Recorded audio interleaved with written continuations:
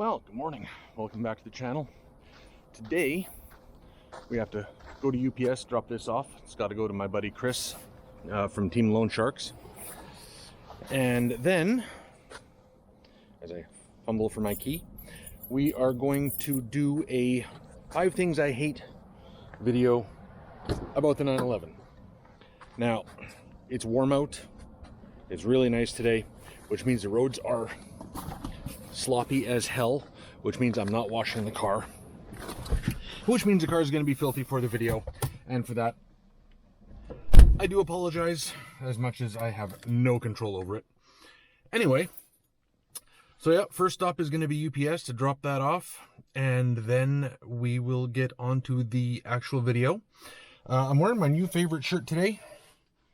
Make sure you check out the merch link in the description below. Got shirts, hoodies, hats, coffee mugs, travel mugs. All these things, by you purchasing, it helps me do more adventures, like my most recent trip to Kelowna, to August Motor Cars.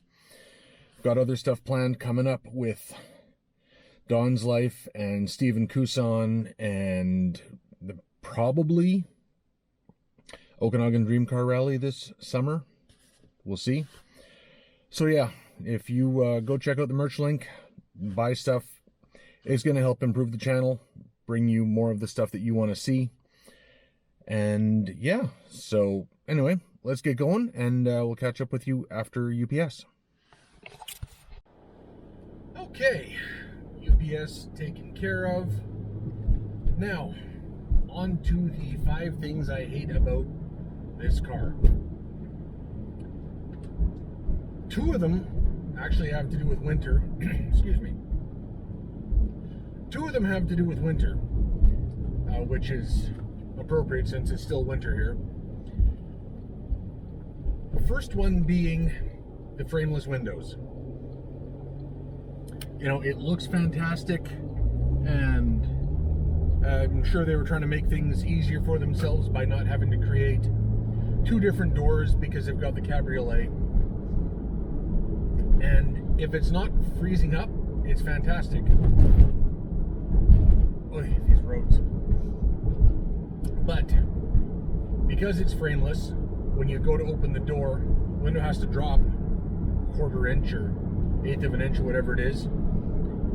And if it's frozen, it can't do that, which will of course stretch out the cable on the regulator, and then it stops dropping altogether. An easy fix, but an annoyance. If you consider taking the door panel off an easy fix. Not the worst thing in the world.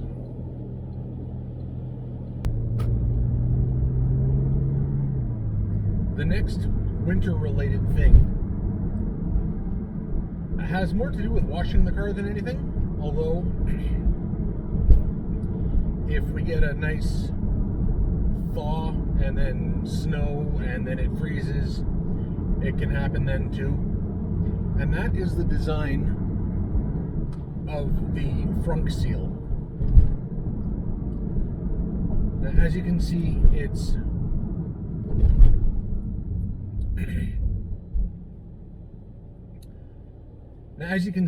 it seals off the actual luggage area very nicely, but the actual latch is essentially exposed to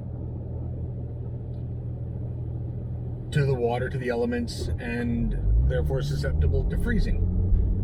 I have learned the hard way that I have to blow it out after washing the car, and even then sometimes it'll still freeze on me, like yesterday when I washed the car. Not that you would know by looking at it today.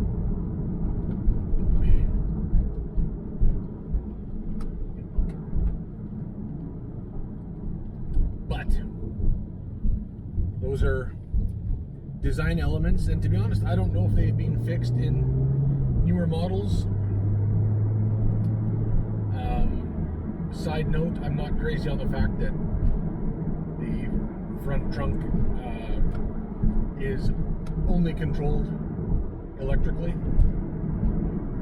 There is a mechanical release if you can get to it, but it's buried and difficult to get at. In my opinion, for a country that usually designs things so incredibly well, that was something that was really, really poorly designed. So I guess we'll call that like 5.1, 5.5 things I hate about this car. Anyway,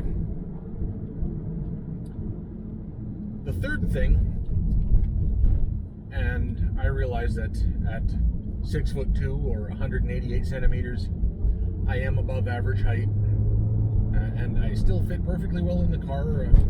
Those of you who know me or have followed my adventures know that I've done some seriously long road trips in this car with no problem, like days at a time. So it's gonna sound weird, but I don't have enough headroom to get a helmet on. So if I want to take this to the track, I can't. I mean, sure, I could lean back and be very uncomfortable and be sitting in a very odd and awkward position, which I'd rather not do in a high-speed environment. But yeah, I literally I can get my hand in between my head and the roof. Not quite enough for a helmet, which, yeah, it sucks. I did try to get some GT3 seats for this car. I had a really good line on some. That turned out to be a scam, so I'm not out any money this time like I was when I was going to buy that 997, but I could have been. I'm going to caveat that by saying I have no actual proof it was a scam other than the price was a little too good, and it seemed I was talking to multiple people about the same thing and nobody seemed to really know what they were talking about. So may not have been a scam, but I was getting that gut feeling that I decided to walk away. That would have been a fantastic thing. Now, the fourth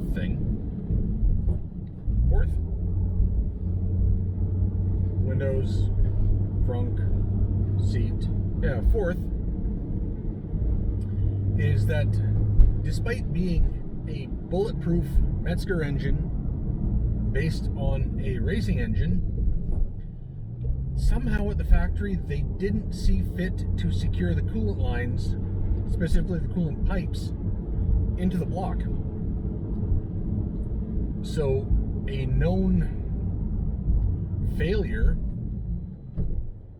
is if you're at the track and you're having a lot of fun and the engine starts getting warm and it starts to expand a little too much, those coolant pipes will pop right out. And then you have coolant everywhere, you've got a nice expensive engine out repair, and nobody's having fun. Goes back to the whole, I don't understand the engineering from Germany because they're supposed to be known for their engineering. There is a fix. You can either have the tubes pinned or welded, and it's not necessarily an engine out job, but if you want to make life easier for yourself, it is. For pinning anyway, for welding, yeah, you've got to pull the engine. So I found that to be a little weird to find out about. But at least I don't have to worry about the intermediate shaft bearing failure on the non-turbo cars.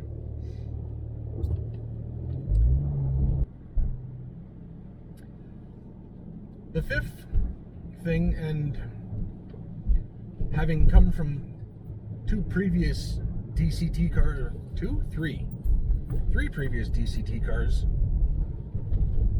the S4, the M4, and the S3, is the transmission. It is Tiptronic, okay, sure, but that's just a fancy word for automatic, you can shift manually. It has a torque converter. It's a little slow to respond when you're shifting manually. And you know, it's certainly not the ideal gearbox for what amounts to a high-performance sports / supercar. And let's not get started on the whole it's a sports car, it's a supercar thing, because it's very polarizing, and depending on who you ask, it could be either. So, that being said, I don't have to worry about replacing a clutch. Driving around town, I don't have to worry about the third pedal in traffic and rush hour and crap like that. This is my daily driver. As you can see, it's winter out. I do drive this year round. I mean, it's all-wheel drive, why the heck not? And I have had this transmission in a previous car, in my old Mercedes E350. Had the same gearbox. Figure that one out. And that thing served me very well. So, as much as I wish it was manual or DCT, although the DCT didn't appear until the 997.2 generation, I know it was in my price range, and it was available quickly, even though I shouldn't have bought it when I bought it. But, you know, neither here nor there. And yes, I'm fully aware these are all first world problems. But you're really only gonna have first world problems when you're driving a 911. Snow clearing.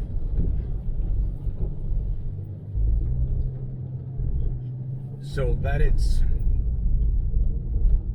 you know, it's an automatic, and you know, sometimes I have to defrost the windows before I can get in, and sometimes I have to defrost the frunk before I can open it, and I don't even use the frunk that much anyway, especially not in the winter. There's enough storage behind the seats that I'm able to just fold them down as they are and put stuff back there. But overall, after a year and a half of owning this car, and two of the 5 things that I dislike about this car are seasonal, I think I'm doing pretty frickin' well. It's been the most amazing car. I've done things with it that I'm not going to say on video, nor will I ever show you on video.